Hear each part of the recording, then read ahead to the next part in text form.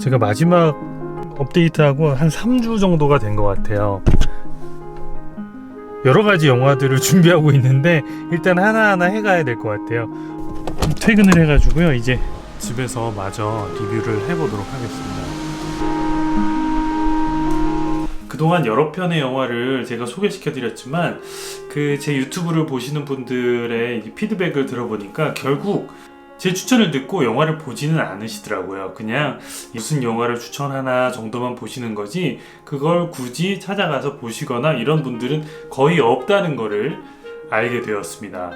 영화를 먼저 보고 오시라는 거를 다시 한번 좀 말씀드리면서 오늘의 영화를 소개를 시켜드려 보도록 하겠습니다. 좋아요, 구독 정도만 하셨다가 나중에 썸네일에 있는 영화를 그때 영화 보고 싶었는데 그러시면은 한번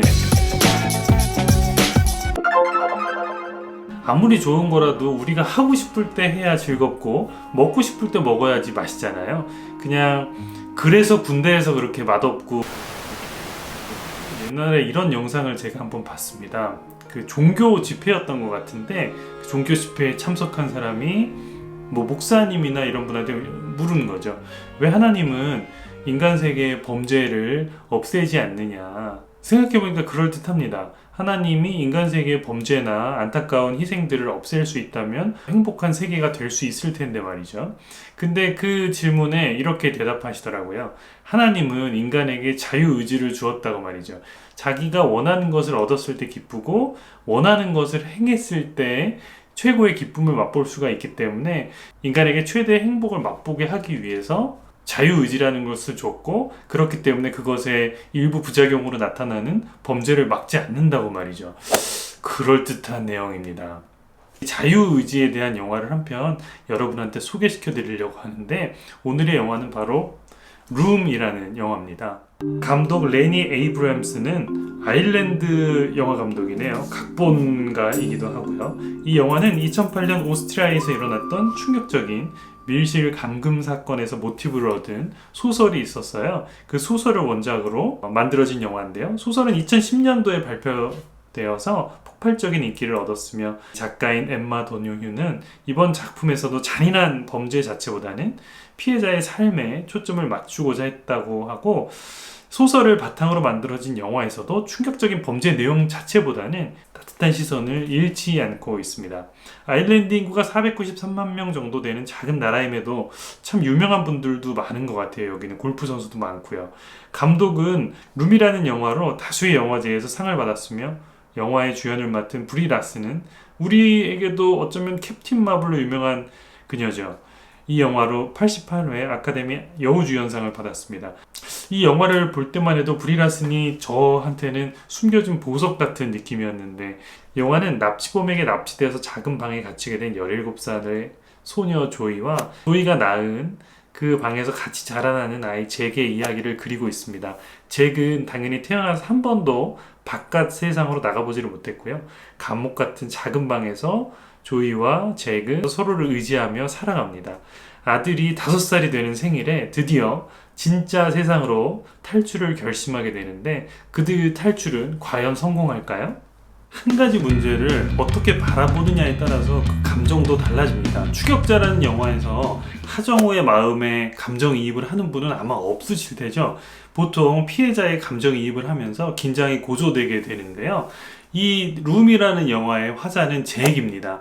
5살짜리 꼬마 아이의 눈으로 세상을 보게 되기 때문에 굉장히 잔인하고 굉장히 무서운 장면도 그리고 폭력적이고 비참한 장면들도 아이들의 시선이 그러하듯이 큰 의미를 부여하지 않고 무미건조한 화법으로 전개가 됩니다. 아이의 눈으로 보기 때문이죠. 사건을 다시 한번 이렇게 생각해 보면은 생각보다 되게 무시무시한 장면들이 많습니다. 그 납치범이 마치 아빠처럼 들어오지만 실제로는 십수년을 조이라는 여자를 감금했었던 무서운 범죄자니까요. 그런 이질감을 느끼게 하는 데서 영화는 굉장히 디테일한 묘사를 많이 해주고 있어요.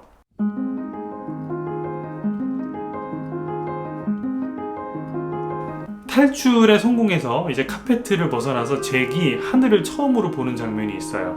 그 동공이 커지는 걸로 이렇게 묘사가 되는 잭의 연기가 너무나 훌륭한데 그 동공이 열리고 새로운 세상의 경이로움에 눈을 뜨는 그 장면이 결정적인 장면이라는 생각이 듭니다. 탈출을 계획하고 실행하는 부분에서는 스릴러의 문법도 따르고 있지만 이 영화는 좀 섬세하기 때문에 감금된 방에서 탈출과 더불어서 그 이후에 어떤 삶을 살아가는지에 영화의 반 정도를 할애해요.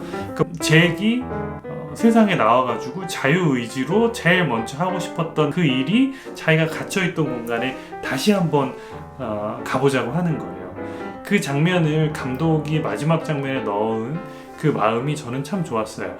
넓은 세상에 비해서 한없이 작은 룸을 다시 만난 잭과 조이는 그 룸의 타이가 아닌 자유의지로 방문을 한 거죠. 그리고 세면기와 침대에게 잘 있어라는 인사를 하나하나 남기기 시작합니다.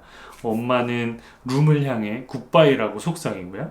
이제 그 룸에서 보냈던 상처를 딛고 새 출발을 할 수 있을 것 같은 용기가 그들의 눈과 발걸음에서 느껴지기 때문에 굉장히 희망으로 끝나는 영화가 될 텐데요. 만약에 제 채널을 보고 계신 분이나 저도 마찬가지입니다. 본인이 원하지 않는 곳에서 원하지 않는 삶을 살고 있다면 룸에 갇혀있는 자기의 자유의지를 펼치지 못하는 여주인공과 잭의 인생이랑 얼마나 다를까요? 하나님이 우리 보고 행복하라고 주신 자유의지를 충분히 활용하셔서 행복한 삶을 꾸려나가시기를 기대하는 마음에서 이 영화를 제가 소개를 시켜드리겠습니다.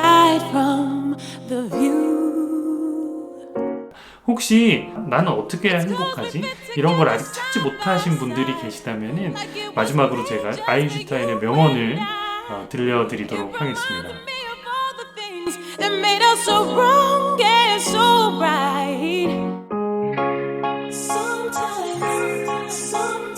룸은 고맙게도 왓챠플레이에 있습니다.